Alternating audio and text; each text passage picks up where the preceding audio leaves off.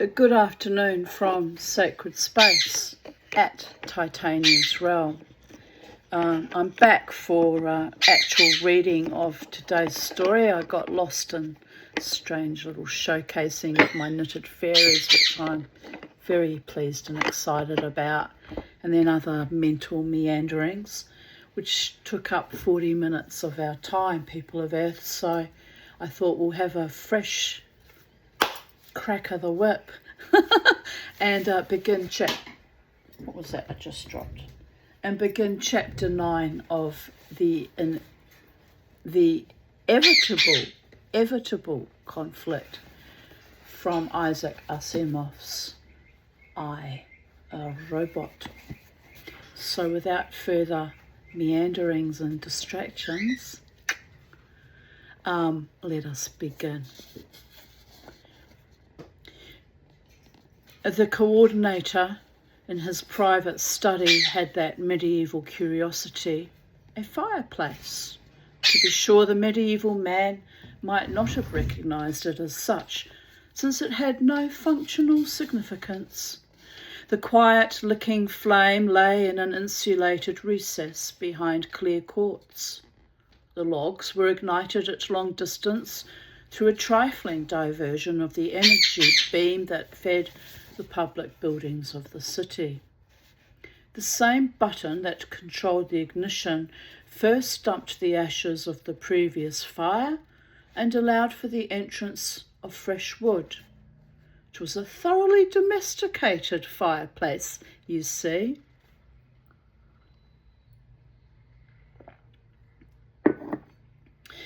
But the fire itself was real. It was wired for sound so that you could hear the crackle, and, of course, you could watch it leak in the airstream that fed it.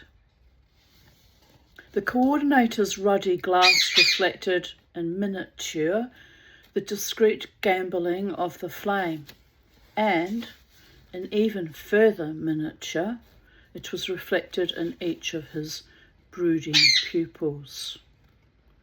And in the frosty pupils of his guest, Dr. Susan Calvin, of US Robots and Mechanical Men Corporation. The coordinator said, "I did not ask you here entirely for social purposes, Susan." "I did not think you did, Stephen," she replied.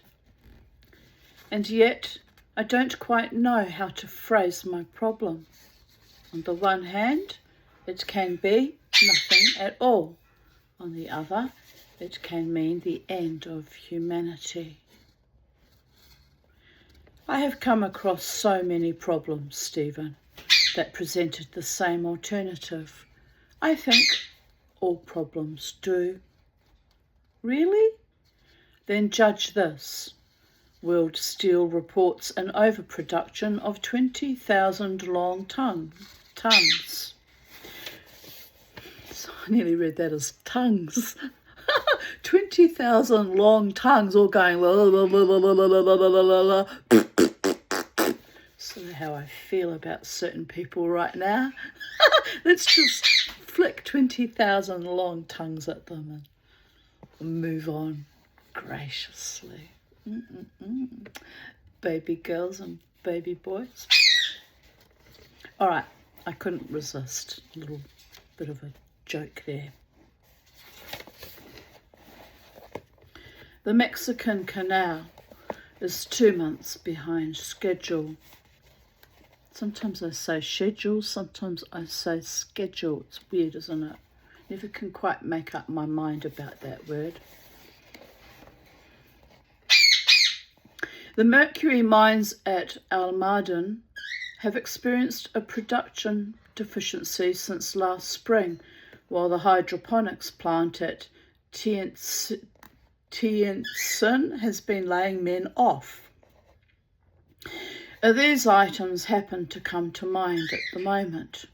There is more of the same sort. Are these things serious, I'm not economist enough to trace the fearful consequences of such things. In themselves they are not serious. Mining experts can be sent to Almaden if the situation were to get worse. Hydroponics engineers can be used in Java or in Ceylon if there are too many at Tien Sin. 20,000 long tons of steel, I nearly did it again, of steel won't fill more than a few days of world demand. And the opening of the Mexican Canal 2 months later than the planned date is of little moment. I wonder if it's in the Gulf of Mexico or the Gulf of America, which I was having a little rant about in today's video I reviewed. Funny, isn't it? Synchronicity. Spinning on a dime. It's the machines that worry me. I've spoken to your director of research about them already. To Vincent Silver? He hasn't mentioned anything about it to me. I asked him to speak to no one. Apparently he hasn't. And what did he tell you? Let me put that item in its proper place. I want to talk about the machines first, and I want to talk about them to you, because you're the only one in the world who understands robots well enough to help me now. May I grow philosophical? For this evening, Stephen, you may talk how you please and of what you please, provided you tell me first what you intend to prove.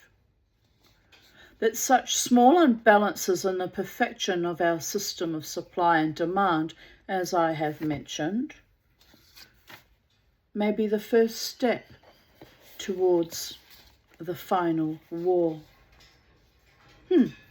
Proceed. Susan Calvin did not allow herself to relax despite the designed discomfort of the chair she sat in. Sorry, the designed comfort. See, that doesn't make sense. Kermie boy, what are you doing, Kermie boy? They are hanging off the walls of your cage, looking very peeved. What are you peeved about, Mr. Kermie boy? You're bored out of your skulls, aren't you? Bored little birdies. Bored little birdie boys. Yes, I know. Go and play with Bo. You don't want to play with Bo. Okay, don't play with Bo. Bo doesn't care if you don't play with him. You can bully him sometimes. Bo came to visit you in your cage yesterday. They were sitting in his cage together. It was quite sweet.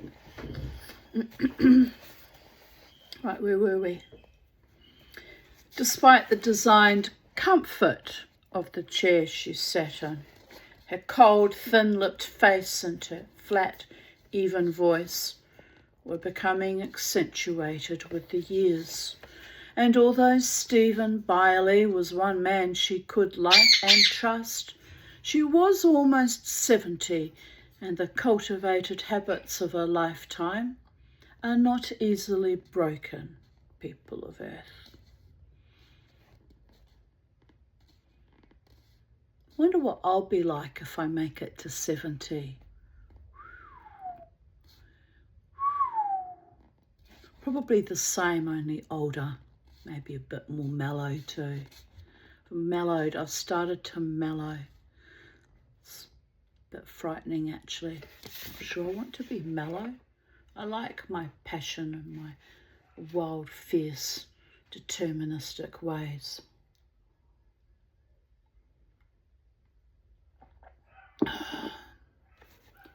It's good for me to stay alive in these old lady bones for as long as I can. Well, will you still love me? Will you still need me when I'm 64 or 6'4" underground or something like that? Oh, let's not focus on being underground. I've already lived the life-death experience many times in this incarnation. When it finally comes to me, let it be peaceful and gentle and loving and kind. Right, it's a lot to ask for. Not everyone gets that at their end, by the way. Sad but true. But it's what I'm hoping for at the end. Nice, gentle passage into wherever the Holy One decides to send me next. But I look around this house and I see all the little tiny, most people wouldn't even realise how much work's gone into making things. They'll be just like, oh yeah, you know. But I look around and I see this, which was 2 days worth, an afternoon and an evening, and this, which was 2 days worth of work, and all these little things. And I think, you know, when I die, it'll all get chucked in a bin or thrown to charity. My kids won't even want it. They'll be like, don't want any memories of that bitch. We hate her so much. Not that I was a bitch to them. In fact, it was the other way around. They were completely rotten to me since the COVID years, but really, really, it all descended into hell from about 2023 when I came here. 2003 when I came here, I mean. It all was a descent into hell. So took 20 years to finally have that estrangement with Crystal.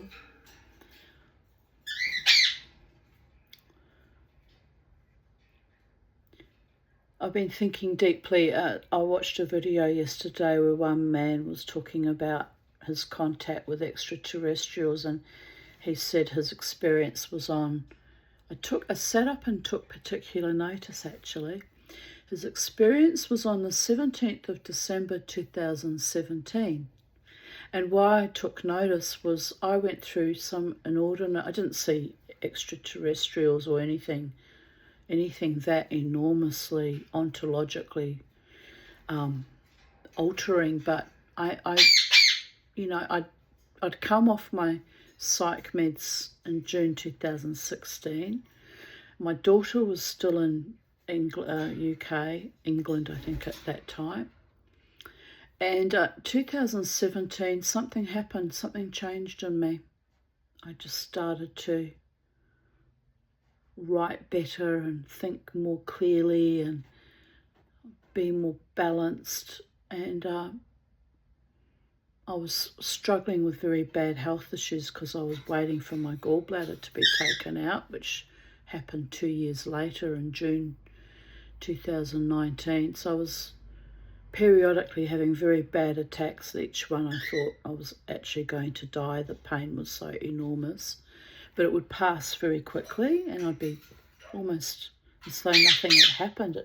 That felt demonic, but it actually is a thing with gallbladders, is the attacks will happen and there'll be writhing agony for about 5 to 10 minutes, and then it's gone for however many weeks or months till it happens again. So it was astonishing. So I was dealing with that. But yes, when that man said he had that experience in December of 2017, I thought 2017 was a very cathartic, spiritually elevating year for me too. It really was. And then my daughter came back in January 2018 and I could see something had shifted in her, forever altered. And I sustained that relationship until 2023. So it took 5 years. And of course, when COVID came, I said to them all, don't do it. Don't bloody do it. Wouldn't listen to me.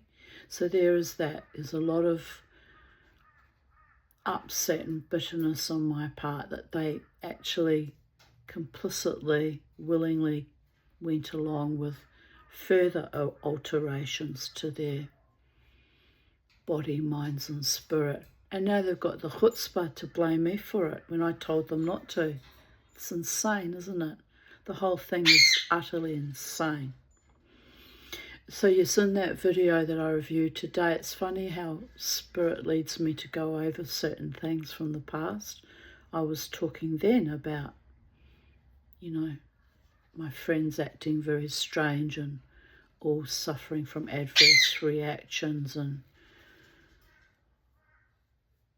not realising that in February 2025, when I made that video, that by February 2026, they actually all, the last two close friends, walked away in the end of 2025. So I looked at that again today and I thought, there you go. I already could see it was happening that way. It was already devolving, and I was already very well aware that it was going to be a long period of staying on my own, trying to survive on my own. And here we are, what is it now? 5th of July 2026, so almost 7 months later. I'm doing okay. I'm happy in my own way, have my own freedom and creativity and peace, which is worth its weight in tons and tons of gold. And when I do start to spiral and think, I'm a bit isolated and I get a little bit lonely, I remember all the times that people were vicious and or let me down, or were dishonouring or disrespecting of me as a person, as a woman, as a mother, a friend, a lover, a companion. All those vicious, sadistic times. And I go, don't you dare for one moment even sniff about being lonely, because it's preferable to what was being done to me, the chipping away at me emotionally, mentally, and at my soul for 6 decades. When I look back on it, it takes my breath away, the ghastly, abject horror of it, the absolute disrespect and dishonour and abuse. So, what? What? But anyway, as I said, Lilith will be transmuted with her wings are not strong enough. And I will make something out of that little tiny baby tooth from baby crystal. Why not? Got it, use it. And my house will just be a memory hole for all the people that are long gone, not dead but gone, estranged and abandoned and neglected and rejected. Sometimes I had a part to play in that too, not accepting nasty, vicious, callow, superficial bullshit. And some of it was just out of left field, just came out of nowhere. I can't even, if I had to write it down, I couldn't even write down, explain how that happened. It was just so bizarre. So there is that. It's a beautiful day today. The garden's, the sun's shining. It's warmed up slightly. So it's a beautiful day. And on we go with the story, people of Earth. She was almost 70, and the cultivated habits of a lifetime are not easily broken. Every period of human development, Susan, said the coordinator, has had its own particular type of human conflict, its own variety of problem that, apparently, could be settled only by force. And each time, frustratingly enough, force never really settled the problem. Instead, it persisted through a series of conflicts, then vanished to itself. What's the expression? Ah, yes, not with a bang, but a whimper. As the economic and social environment changed, And then new problems and a new series of wars, apparently endlessly cyclic. Consider relatively modern times. There were the series of dynastic wars in the 16th to 18th centuries when the most important question in Europe was whether the houses of Habsburg or Valois-Bourbon were to rule the continent. Oh, you're singing, my beautiful boy. My handsome, I can't even see him. Where are you, my handsome boy? Where are you? He's got to be in there. Ah, on the bottom, singing, chewing toys. Good boy.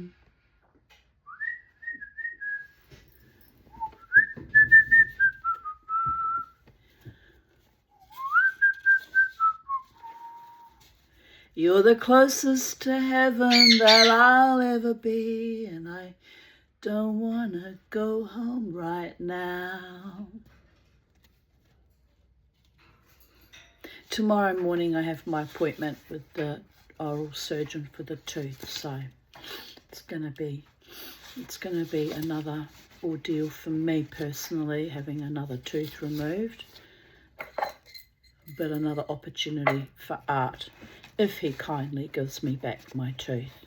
They don't always. You've got to fight for it like a demon. It's wrong to make you fight for something that is by nature yours. You grew it in your own bloody body. I mean, I get it with things that are likely to rot down like flesh, but, you know, I wouldn't want my cancer cysts and scarified tissue handed back to me like one skin doctor said, here, that's what came out of you. And I was so traumatised. I'm still traumatised to this day, being shown that lump of my own cancerous skin flesh. Of course, they take a lot more flesh when they cut it out to make sure they've got all the cancers. So it was literally a chunk of flesh, that big, people of Earth, in a specimen jar. Well, I wouldn't want that to keep and turn into art, because that would be a bridge too far and creepy as fuck. But teeth are quite handy to keep. They can be turned into jewellery. You know you're a jeweller when you see bits of your own bone and enamel as opportunities for jewellery, people of Earth. I've still got to do this attempt to create it. I'm scared that it won't work. And it's that fear that it won't work is why it's sitting there procrastinating. Mama tooth, Crystal's baby tooth. I'm going to put them all on a necklace. So I'll have to make two. One little tooth for Oberon and one for me, for my necklace. And the one that I wear with the opal and Charlie's beak, I'm going to put I've got another tooth that I need to do. I'll put my little tooth in somewhere, sneak on Crystal's baby tooth into that as well. Why not? I recently lost their little hair that I'd kept from Jasmine and Crystal and my own, and my locket came loose, and the little tiny pieces of hair that I'd preserved since they were babies and my own, gone. So it makes me more determined to make something from her little toothy Ruthie. Oh, she was the most beautiful child, the most beautiful baby, the most gorgeous little thing. And Jasmine was a very serious child. She was always scowling into the camera. If you took a photo, it was always a deep frown. But she was beautiful too. I miss that time when they were little, and I was not well even back then, quite frankly, with depression and surrounded by abusers. So it was very, very difficult child for them in that respect, that I was often an emotionally absent mother, crawled into my bed, not functioning.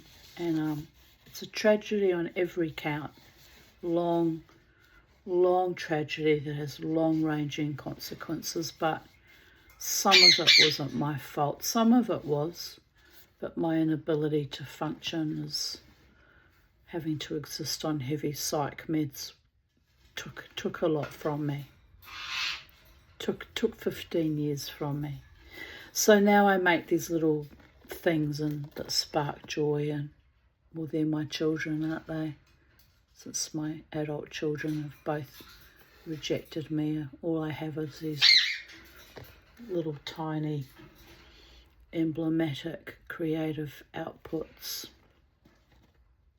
It is what it is. Anyway, it was one of those inevitable conflicts, since Europe could obviously not exist half one and half the other, except that it did.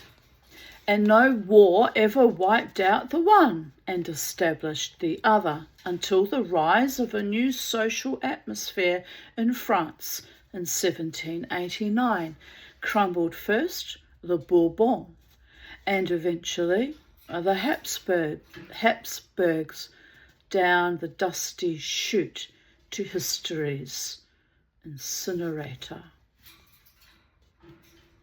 And in those same centuries there were the more barbarous religious wars which revolved about the important question of whether Europe was to be Catholic or Protestant, which, when you think about it, is kind of insane, since they both purport to worship Jesus, and yet the things they did and that Son of Man's name was utterly abhorrent and atrocious. Still doing it, by the way. Child sexual abuse, satanic ritual acts in the name of that religion still go on, still to this very day. Let's not be naive about it. Half and half she could not be. It was inevitable that the sword decide, except that it didn't. In England, a new industrialism was growing, and on the continent, a new nationalism. Stalin, Hitler and Mussolini come to mind. Half and half Europe remains to this day, and no one cares much. In the 19th and 20th centuries, there was a cycle of nationalist imperialist wars, when the most important question in the world was which portions of Europe would control the economic resources and consuming capacity of which portions of non-Europe. All non-Europe obviously could not exist part English and part French and part German and so on, until the forces of nationalism spread sufficiently so that non-Europe ended what all the wars could not, and decided it could exist quite comfortably, all non-European. And so we have a pattern? Yes, Stephen, you make it plain, said Susan Calvin. These are not very profound observations. No? But then it is the obvious which is so difficult to see most of the time. People say, it's as plain as the nose on your face. But how much of the nose on your face can you see? Unless someone holds a mirror up to you, a scrying mirror like the crystalline black screen of an iPhone 16 Pro Max or whatever device you're operating on, people of Earth.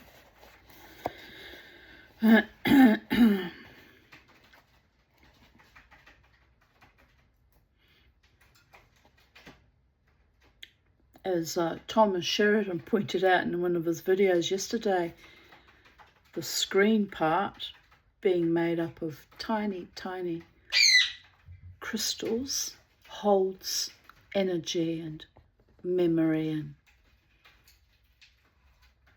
holographic reiterations. It's a timely reminder to try and remain positive and keep your thoughts clean and clear and pure, because it's all stored out there in the matrix and the amplitude hedron that is constantly pulsating and emanating and gathering our information, our data and our resources, and regurgitating it sometimes in very cyclic events. Very cyclic. Deja vu comes to mind. Had a lot of deja vu in recent days. It felt like I was having a breakdown until I reviewed a video and I realised deja vu. Lived that dreaming before. What did my now former friend, close friend like a sister to me, Lynn, used to say? Lessons will be repeated until they are finally learned. It's harsh. It's very, very harsh.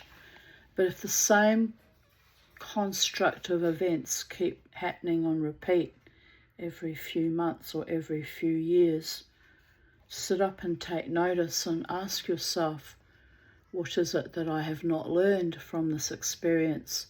Or what is it that I still yet need to overcome or outshine or outgrow or evolve beyond, because hellscapes that are trapped in repeat cyclic events need to be shucked off, people of Earth. Sometimes the only way to shuck it off is through your own death, but we don't welcome that. Growth potentiates can and should happen while you're still in this body, mind and spirit, integrated, held together, holding your line, being courageous, brave, even though almost everyone has abandoned me and I'm holding my own line alone. I'm okay with that. Everything I fought for and stood for was a question of deep honour and integrity and courage and intelligence and hypervigilance, watching and observing and seeing what nasty little dirty tricks people were going to try and play on me next. Nasty. A lot of it was just pure mindless nastiness, but I don't have to wear that cloak of horror anymore. I can shuck it off and begin again.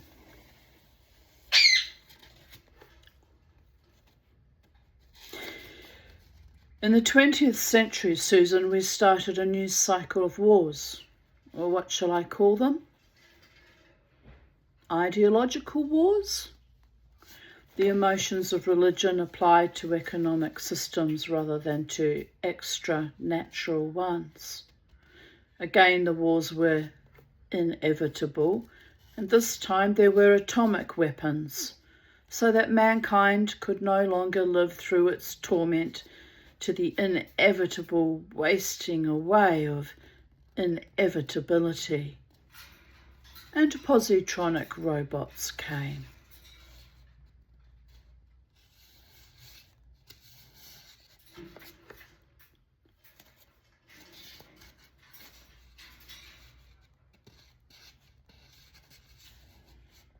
They came in time, and with it and alongside it, interplanetary travel, so that it no longer seemed so important whether the world was Adam Smith or Karl Marx. Neither made very much sense under the new circumstances. Both had to adapt, and they ended in almost the same place. The Deus ex machina, then, in a double sense, said Dr. Calvin, dryly. The coordinator smiled gently. I've never heard you pun before, Susan, but you are correct. And yet there was another danger. The ending of every other problem had merely given birth to another. Our new worldwide robot economy may develop its own problems, and for that reason, we have the machines.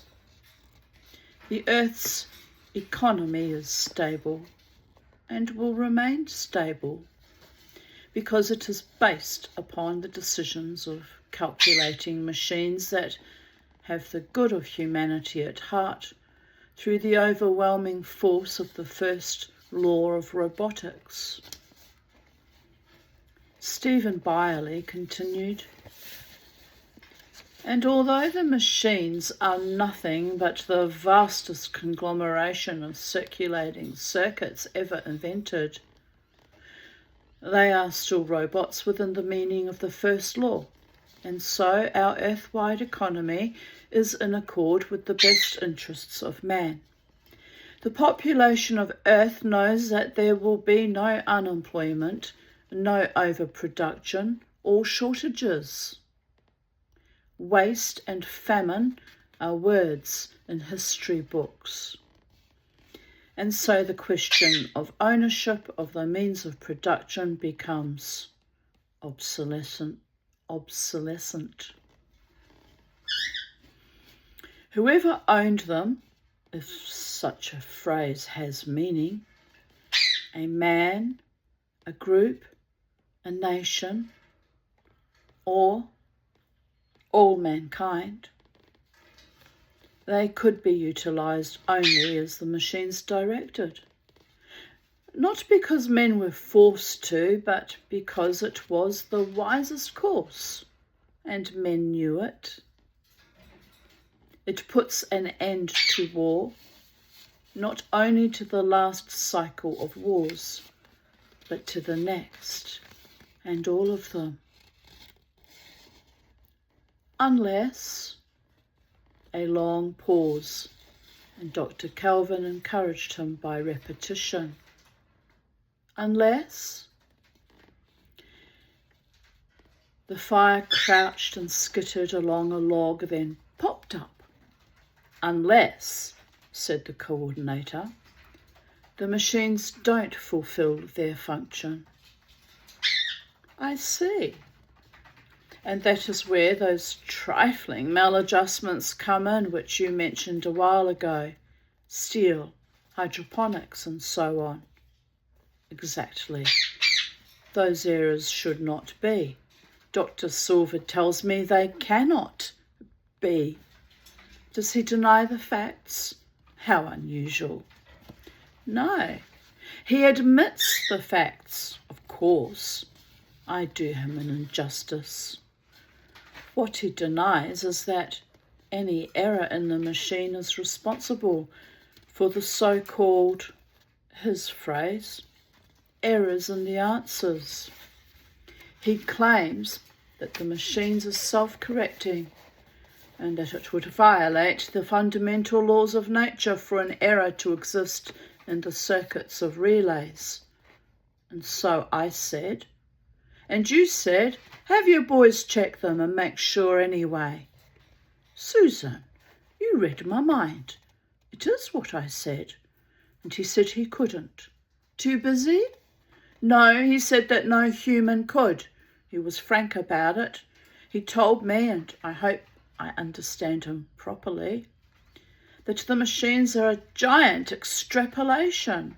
Thus, a team of mathematicians worked several years calculating a positronic brain equipped to do certain similar acts of calculation. Using this brain, they make further calculations to create a still more complicated brain, which they use again to make one still more complicated, and so on. AGI, anyone? According to Silver, What we call the machines are the result of 10 such steps. Yes, that sounds familiar. Fortunately, I'm not a mathematician. Poor Vincent. He was a young man. The directors before him, Alfred Lanning and Peter Bogert, are dead, and they had no such problems. Nor had I.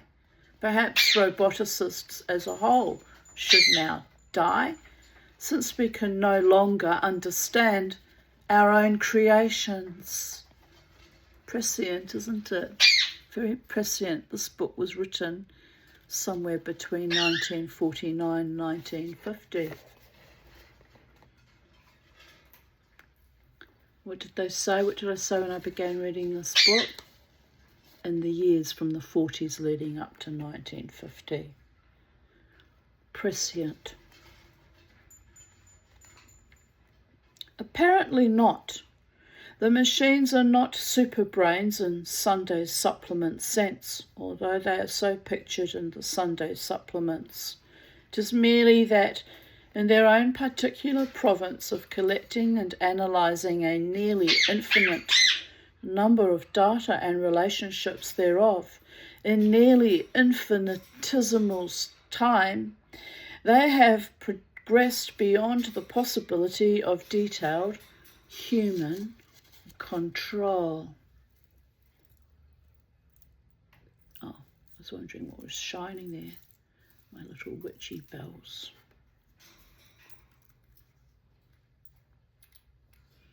And then I tried something else. I actually asked the machine. In the strictest secrecy, we fed it the original data involved in the Steele decision, its own answer, and the actual development since, the overproduction, that is, and asked for an explanation of the discrepancy. Good, and what was its answer? I can quote you that word for word. The matter admits of no explanation. And how did Vincent interpret that? In two ways. Either we had not given the machine enough data to follow a definite answer, which was unlikely. Dr. Silver admitted that.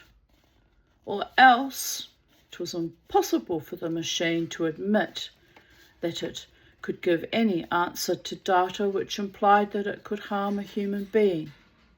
This, naturally, is implied by the first law. And then Dr. Silver recommended that I see you. Susan Calvin looked very tired. I'm old, Stephen. When Peter Bogert died, they wanted to make me director of research, and I refused. I wasn't young then either, and I did not wish the responsibility. They let young Silver have it, and that satisfied me.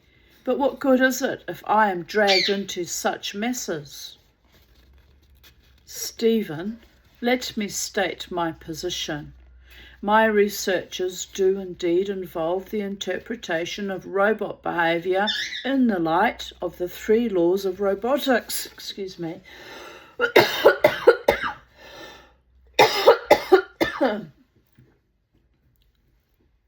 Here now, we have these incredible calculating machines.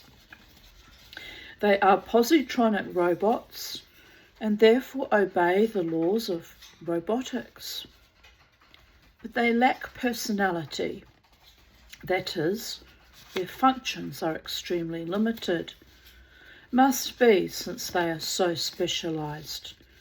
Therefore, there is very little room for the interplay of the laws, and my one method of attack is virtually useless.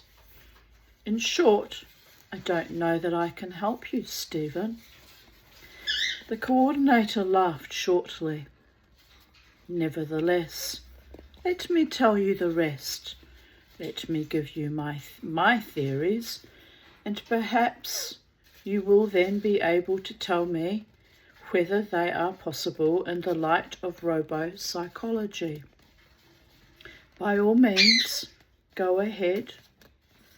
Well, since the machines are giving the wrong answers And then, assuming that they cannot be in error, there is only one possibility. They are being given the wrong data.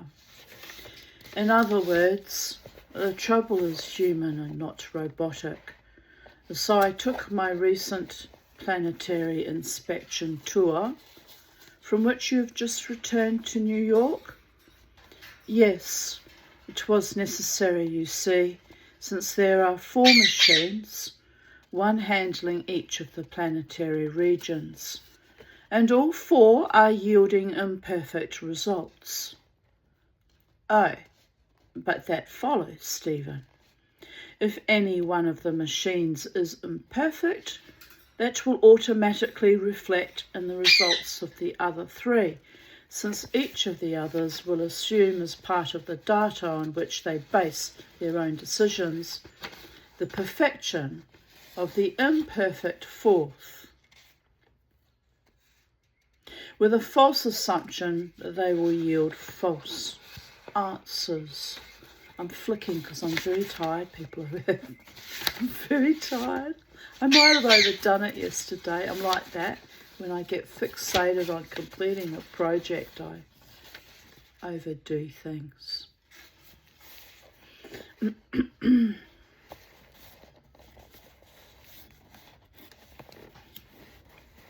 So, with a false assumption, they will yield false answers. Aha. So it seemed to me. Now I have here the records of my interviews with each of the regional vice coordinators.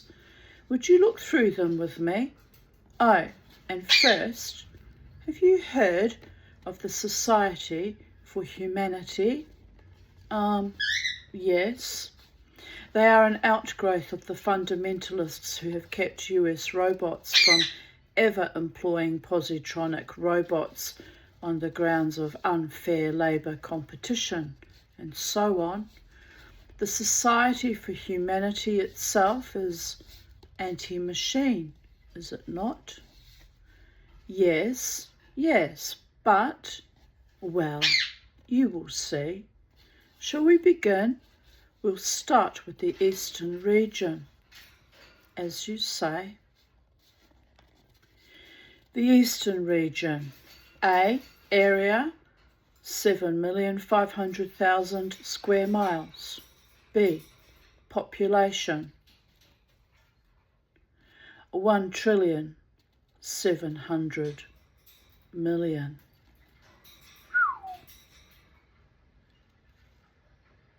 Have I read that wrong? No, that would be correct. 1,000 million is a billion, is it not? So 1,000 is a trillion. Yes, I've read those numbers correctly.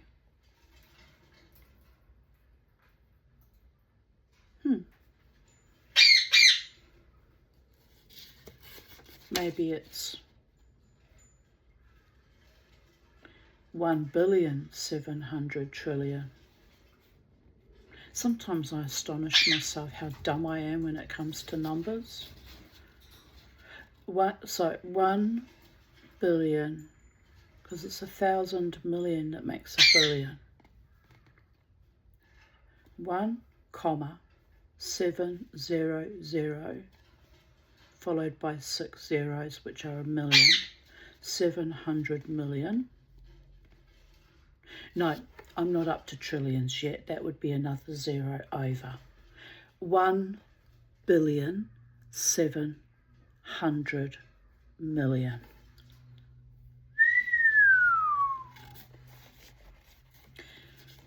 C. Capital, Shanghai. Ching Solin's great-grandfather had been killed, I don't know if I pronounced that correctly, HSO-LIN. I think it's pronounced so, though. Ching Solin's great-grandfather had been killed in the Japanese invasion of the old Chinese Republic, and there had been no one beside his dutiful children to mourn his loss or even to know he was lost. At least his children care about him enough to mourn him, I guess. 1,000 tongues going. Mustn't be bitter though. Must see the funny side of things. Ching Solin's grandfather had survived the Great Civil War of the late 40s, but there had been no one beside his dutiful children to know or care of that. And yet Ching Solin was a regional vice coordinator with the economic welfare of half the people of Earth in his care. It's a heavy burden, isn't it? Heavy responsibility. Hopefully he didn't grow up to be a weffer and want to annihilate everybody with COVID vaccines. Sons of bitches. Perhaps it was with the thought of all that in mind that Ching had 2 maps as the only ornaments on the wall of his office. One was an old hand-drawn affair, tracing out an acre or 2 of land, and marked with the now outmoded pictographs of old China. A little creek trickled aslant the faded markings, and there were the delicate pictorial indications of lowly huts, in one of which Ching's grandfather had been born. Preserving the ancestors in memory. It's a very lovely quality about the Chinese, preserving ancestral memories, even worshipping their ancestors. Well, it's a form of worship, making offerings to them and speaking to them as if they can still hear us and are still present in our lives. Spirit survives these physical forms.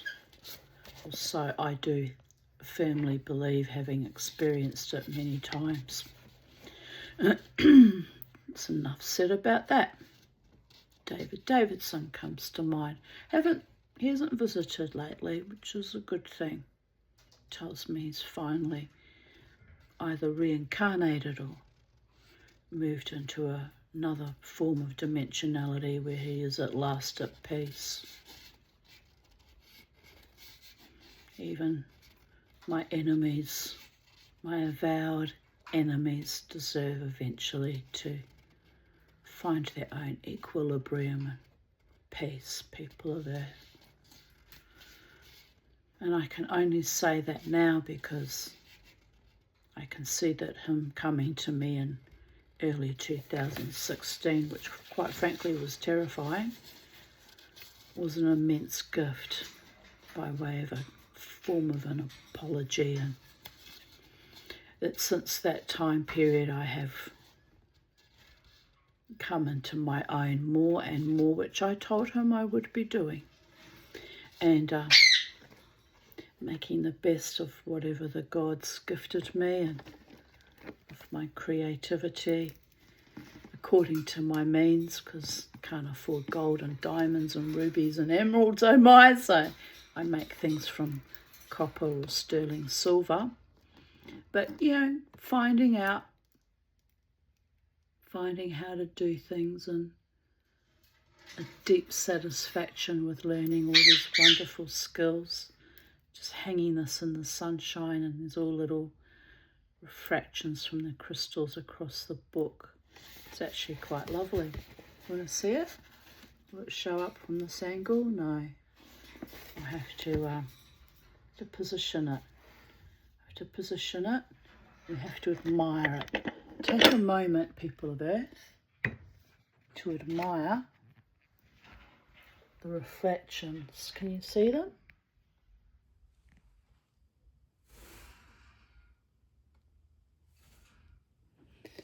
Little light plays from crystals in the sunshine. It's one of my favourite things, watching plays of light. Wow.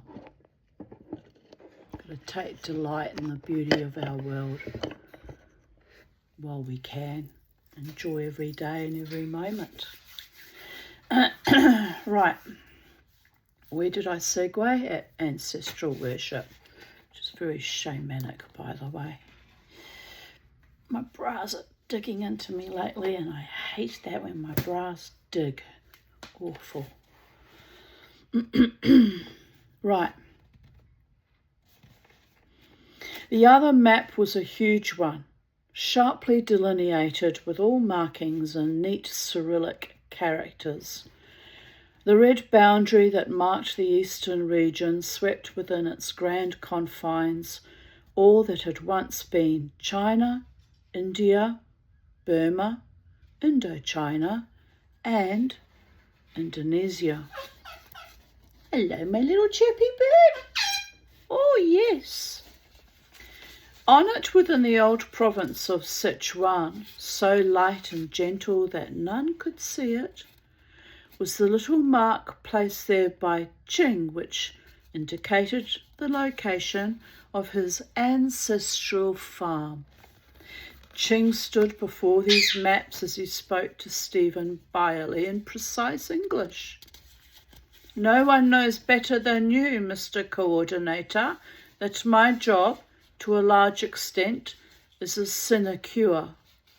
It carries with it a certain social standing, and I represent a convenient focal point for administration, but otherwise it is the machine. The machine does all the work. What did you think, for instance, of the Tianjin hydroponics works? Tremendous, said Byerley.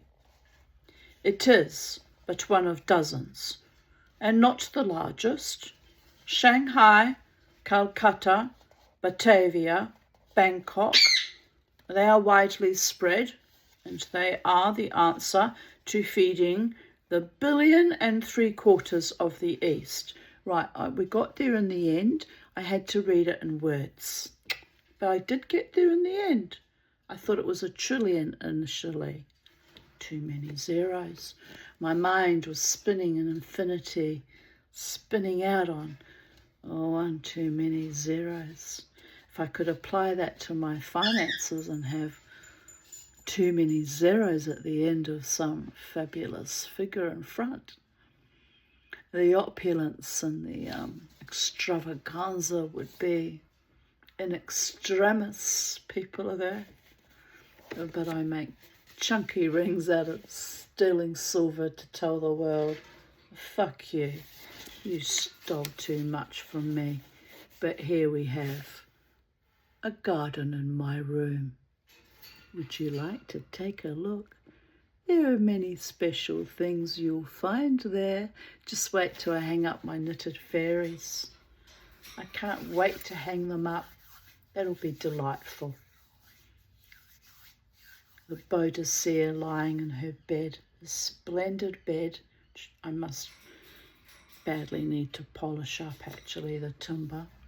His splendid bed lying there with the magical surrounding me at all times, protecting my solid, stolid ass. I had that entity climb on my bed again last night. I don't know how they're getting through. I've got salt under the bed. I've got, all my magical things protecting me. Anyway, they didn't try to get too close to me, but I just felt the movement on the bed. Sometimes I wonder if it's one of my cats or dog that's passed away that visits occasionally. If it's not threatening, I don't recite protective psalms, but if it's threatening or feel it's trying to invade or impose upon me in any way, let's put that delicately, it gets exorcised immediately. Not having that. My bedroom is for me and me only. And if I ever get a dog or a cat again, for my dog and my cat to snuggle up with me, not for anyone else. unless I actually finally meet my one true love, of course. They might get invited. We'll have to think carefully about that, because I've been tricked by trickster spirits before, and worse, the most fetid, filthy, treacherous psychic vampires. So I think my bed will just be preserved for my fairy toys and my trinkets, and eventually another dog or a cat. That would depend on if my finances vastly improve, because I'm loath to bring another animal into my life, because I freak out when they get sick and the vet bills are exorbitant. Right, so here we go, people of Earth. Speaking of vet bills, how's your little eye today, little boat? Show me. It's good. Right, it's because I kept the heater on. You happy little lad? Happy little lad? Yes. My beautiful boy. You're both my beautiful boys. 2 more months of winter, boys. Was it 2 months? What's the date today? 5th of July. Yeah, pretty much 2 more months. Rest of July and the whole of August. And then we'll be out in the garden in the sunshine again. Yes. Technically we could have been in the sunshine today, but it's a bit cold today. Yes. What do you say to that, little boy?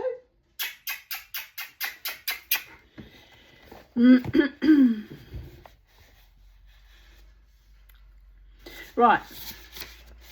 They are the answer to feeding the 1.75 billion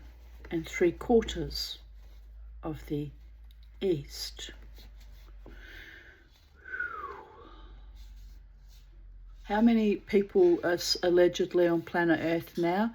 8 billion. So he's already projected way into the future. That's quite a lot of population decline from 8 billion to 1,700,000,000. Dear goddess. Wonder how that happened, people of Earth. Don't have to wonder too hard, do we? Evil it is. And yet, said Byerly, you have an unemployment problem there at Tientsin. Can you be overproducing? 'Tis incongruous to think of Asia as suffering from too much food. Ching's dark eyes crinkled at the edges. No, it has not come to that yet. It is true that over the last few months several vats at Tientsin have been shut down, but it is nothing serious. The men have been released only temporarily, and those who do not care to work in other fields have been shipped to Colombo and Ceylon, which is Sri Lanka, where it used to be Ceylon, and then it became Sri Lanka, and here in the future it's back to being Ceylon. I do like Ceylonese sapphires. Very expensive, but exquisite blue. You can tell I'm a jeweller or fond of jewellery when I have pet favourite things and stones. Oh.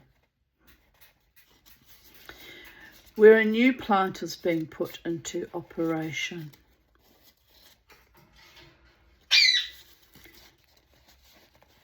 But why should the vats be closed down? Ching smiled gently. You do not know much of hydroponics, I see. Well, that is not surprising. You are a northerner, and there soil farming is still profitable. It is fashionable in the north to think of hydroponics, when it is thought of at all, as a device for growing turnips in a chemical solution. And so it is said, in an infinitely complicated way. In the first place, by far the largest crop we deal with, and the percentage is growing, is yeast. We have upward of 2,000 strains of yeast in production, which reminds me I need to bake bread today. And new strains are added monthly. The basic food chemicals of the various yeasts are nitrates and phosphates among the inorganics, together with proper amounts of the trace metals needed, down to the fractional parts per million of boron and molybdenum, which are required. The organic matter is mostly sugar mixtures derived from the hydrolysis of cellulose, but in addition, there are various food factors which must be added.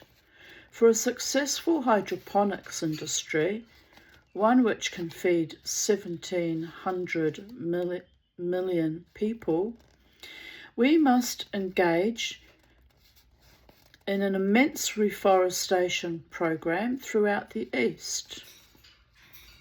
We must have huge wood conversion plants to deal with our southern jungles. We must have power and steel and chemical synthetics above all. Oh, why the last, sir? Because, Mr. Byerley, these strains of yeast have each their peculiar properties. We have developed, as I said, 2,000 strains. The beefsteak you thought you ate today was yeast. The frozen fruit confection you had for dessert was iced yeast. We have filtered yeast juice with the taste, appearance, and all the food value of milk. Sounds awful. Really, they're starting to do that now, aren't they? It's awful beyond words and beyond worlds.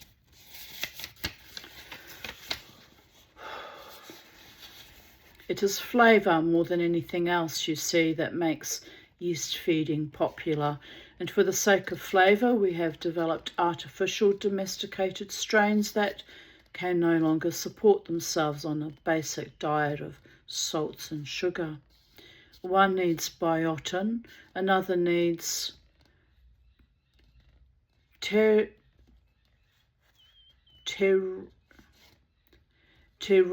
glutamic acid.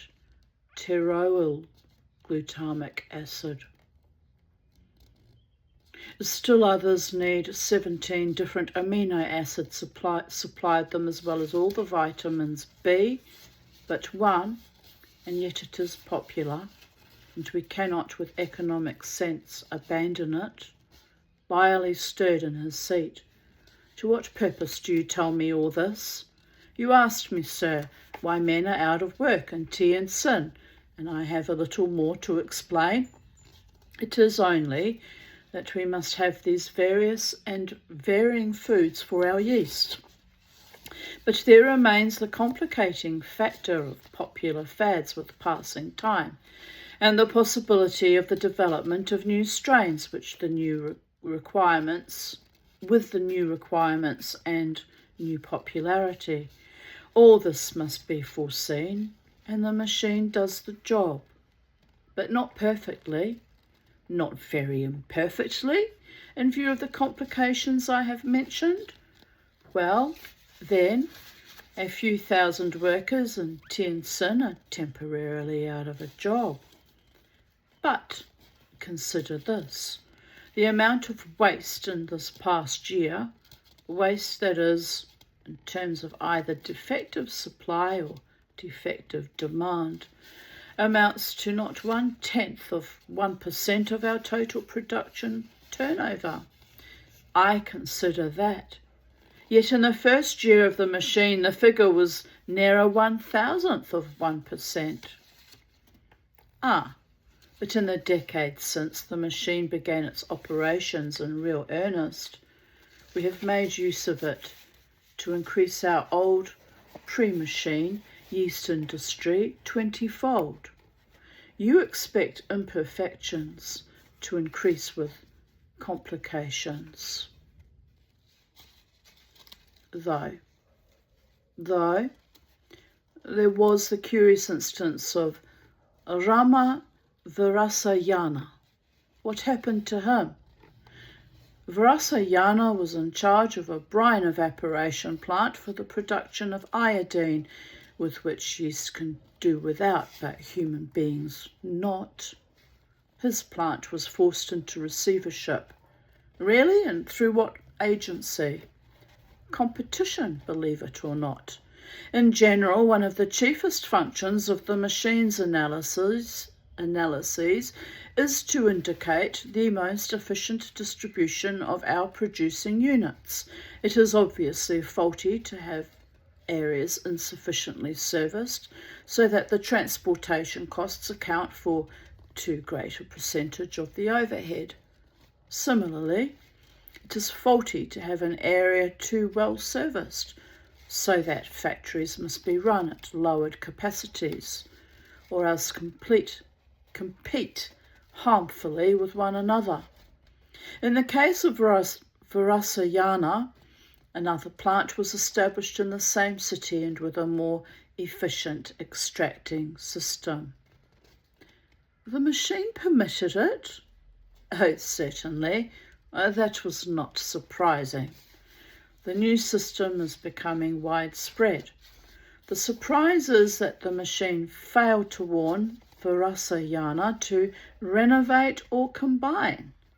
Still, no matter. Vrasayana accepted a job as engineer in the new plant, and if his responsibility and pay are now less, he is not actually suffering. The workers found employment easily. The old plant has been converted to something or other, something useful. We left it all to the machine. And otherwise, you have no complaints? None. So I'll come back tomorrow because it continues on with the tropic region. A, area 22 million square miles, population 500 million. C, capital. The capital is called Capital City. Right, we'll be back with that tomorrow because I'm very tired and I'm quite hungry now. And I don't know what's worse, being tired or being hungry. But it's all self-inflicted, people of Earth, because I've had a lovely time making lovely things in the recent weeks and overexerting my nervous system, which gave me a bit of a breakdown, as it does. And I've got to just go with the flow. So if I'm tired, I need to know when to stop and rest and have some me time, although reading is kind of me time, but it is tiring. So have a beautiful day, people of Earth, wherever you are in the space-time continuum. Remember, as always, to stay free, stay wild, stay happy, stay close to nature in this Deus Ex Machina world. Stay close to the principles of justice, love, light, peace, and harmonic resonance. Be kind to each other. And if you can't be kind to each other, stay in your own lane and avoid all other entities, living or dead. Just saying. And take delight in the beautiful garden or nature that surrounds us wherever you are on planet Earth. Bye for now.